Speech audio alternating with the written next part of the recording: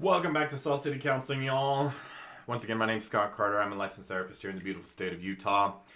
And in this video, I'm going to talk about one of our modern mental health epidemics. Most people struggle with this. This content is intended to help you improve your life. Simple insights on this video. I'm going to talk about perfectionism and overthinking, are two modern mental health plagues, epidemics that most people are struggling with. I hear this week in and week out. I have a problem with overthinking. Now, the good news is that a lot of people are becoming a lot more conscientious and aware that they have a problem or struggle with overthinking. They just think too much. And a lot of people will think that stressful events are the problem, stressful situations in their life, are a problem, when in reality, overthinking it is the problem, and so is perfectionism. And I believe the two are related. I'm going to get into that. I'm going to talk about that. But first, if you're new here, man, hit subscribe. Obviously, my viewership is increasing. Thank you for your viewership. Thanks for your subscription. Hit the like button, comment, share. You know what to do. I don't have to tell you what to do, right? If you really like my content, you can help me keep all of this going for free by hitting that tip jar. All of the links are in the description below. And if you have a viewer question, you can email me, scottc at saltcitycounseling.com. You can ask about mental health in general. You can ask about high conflict divorce and custody, narcissism, that type of stuff. And you will remain anonymous so that none of the information provided can be tracked down or pinned down specifically to you. Once again, that email address, scottc at saltcitycounseling.com. Which is also what you can use for PayPal or Cash App. Just saying. All right, let's get into this, okay? Now, most people these days tell me that they're struggling with overthinking, and I believe that it is directly intertwined with perfectionism. We are too obsessed with some idea of perfect. Now, first of all, to me, perfect is this arbitrary, unknown thing that we use a word to strive for what this thing means. But I don't think any of us know exactly what it means. And a lot of us are worried about making mistakes. Now, one of the trends that I see, especially with our young people, millennials and younger, they are terrified of making mistakes and having those mistakes seen by others. And it usually gets worse when they overthink it, right? In their minds, they've worked up this fear, and that's another video that I'm going to do. Is it's almost like I'm seeing a lot of people these days where it's almost like they've created an ability to traumatize themselves by working up their anxiety so bad. And it really is that you can make yourself so anxious that you can actually, I believe, create your own trauma. Trauma, by the way, comes in many different forms, many different orders of magnitude. And to me, there's big trauma, there's small trauma. This is kind of standard industry. It's very, very true. And trauma-informed care is becoming more and more important. But a person, I believe, can overthink themselves and make themselves so anxious that they can actually kind of traumatize themselves. It's irrational to think that you have to do everything perfect and that your mistakes are unforgivable. I see this with young people. I see this with teenagers. I've had plenty of teenagers tell me that the thought of going into a bank, for example, and opening a bank account terrifies them. And there's going to be a rule here that I'm going to give you, a rule for life, and do yourself a favor and write it down somewhere. Maybe slap it on your wall where you can see it. If this is something that you struggle with, if you struggle with the overthinking, if you struggle with the perfectionism, maybe you can write this on your wall. If people judge you in negative ways, that doesn't say something about you, it says something about them. But I'm going to go back to my bank account example. Kids have told me, like, there's no way I could ever go into a bank and open a bank account. And let's say they're 16 or whatever, 16, 17 years old. And I'll say, why? And they'll say, I'm afraid that they will think I'm stupid. And kiddo, first of all, anyone that thinks that a kid is stupid because they don't know how to do something that they've never done, that doesn't say anything about you. It says something about them. And I mean, like, if you went into a fast food restaurant and you're like, I'll have the chicken sandwich, and then you wait, oh wait, does that come with bacon? They don't think you're an idiot because you don't know whether or not it has bacon on it. They just go, no, it doesn't, or why, yes, it does. Is that a problem? Whatever, right? You want to remove the bacon, or would you like to add it? Whatever. They're there to help. They're there to serve. They don't expect you to know anything, know everything. But again, if they do, that doesn't say something about you. It says something about them. And I got this from the late and great Wayne Dyer. I'm sure he got it from somebody else. All of us are just passing wisdom forward, honestly. None of this is original. Any wisdom out of my mouth, honestly, is nothing new. It's been around way longer than I have, undoubtedly. But write it down. Write this down. If people judge me harshly, it doesn't say something about me. It says something about them.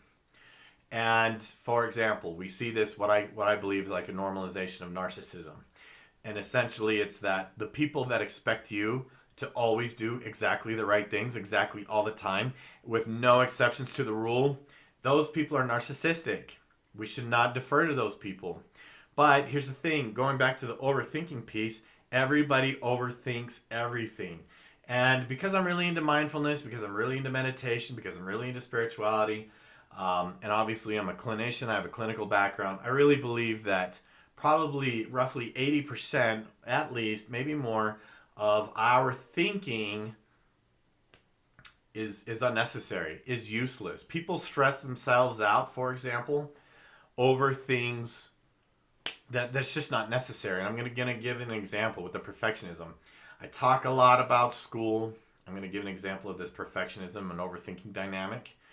I talk a lot about school. Somehow we've arrived at this juncture in culture. The school and academics are the end-all be-all of your value, of your personal identity, a measure of your success, and all of this. It's nonsense. It's crazy. Like, I don't know how we got here. Step by step, I guess. But what I'm seeing, and this is an example, it's like, a person is thinking like, if I get anything less than like an A or maybe a B, I'm a bad person. I'm stupid, I'm incapable, and I'm worthless if I get anything worse than that. So I have to stay on it, right? And so they go to school, they go to class, and they get homework. And maybe before they do their homework, it's like they have several errands. Maybe they need to go to the store. Maybe they're planning on going to the gym and working out. Maybe they have a doctor's appointment. Who knows, right? And in the meantime, while they're driving to the store or driving to the gym or doing whatever, where's their brain? Got to do the homework, got to do the homework, got to do the homework, got to do the homework. And they're mentally managing their homework even though they're not physically doing it. It's exhausting. And this is true for whatever it is that we're overthinking. The overthinking is the problem. By the time a lot of us get to what it is that we need to do, we're already worn out by it. We're already beaten down by it. We're already sick of it. And then emotionally, we can't bring ourselves to do it or put enough effort into it because we're already burned out. Because the overthinking is the problem. And why do we overthink? Because we're worried that things won't be perfect. And it's not realistic. It's not rational. In fact, it's a little bit crazy. So here's my advice. Number one is to learn to let go of things when you're not doing them. Only do things when you're physically doing them. Like your homework. You only have to do homework when you're doing homework. You don't have to mentally grind yourself out about homework when you're driving to the store or whatever the case may be. Be mindful of what it is that your mind is doing, and if you're having a hard time dropping it, like, no, you have to be mentally and emotionally managing it all the time. Then there's some perfectionism going on. So here's my other tip to this, okay? I like to help people visualize their perfectionism as sort of like a separate person or entity. Instead, people generally see the perfectionism as part of themselves or like an extension of themselves. And I think that's faulty. I think that's erroneous. I don't think that's helpful at all. Instead, think of it as this mean person that's following you around and bugging you all the time. And the reason why they do it is because they're small and they're scared and they're controlling and they're sick. And we don't want to listen to sick, small, controlling people. But a lot of people have this like nagging person coming around, hanging around and telling them to that everything has to be perfect all the time, probably because their parents We're too perfectionistic. I harp on this all the time on these videos. Your parents these days, they need to chill about school. They need to chill out. They need to chill out about mistakes and failures. Kids don't have enough confidence to fail. I talk about this all the time. They need to have that confidence to fail. And so, chances are you had that perfectionism probably because you had a parent that wouldn't leave you alone. And parents, if you're watching, you don't need to tell your kid every 5 seconds what the expectations are. They know. But the more you nag them about expectations, the more the perfectionism develops, okay? So consider overthinking and perfectionism as the problem, not the stress, not you, not any perceived flaws that you think that you have.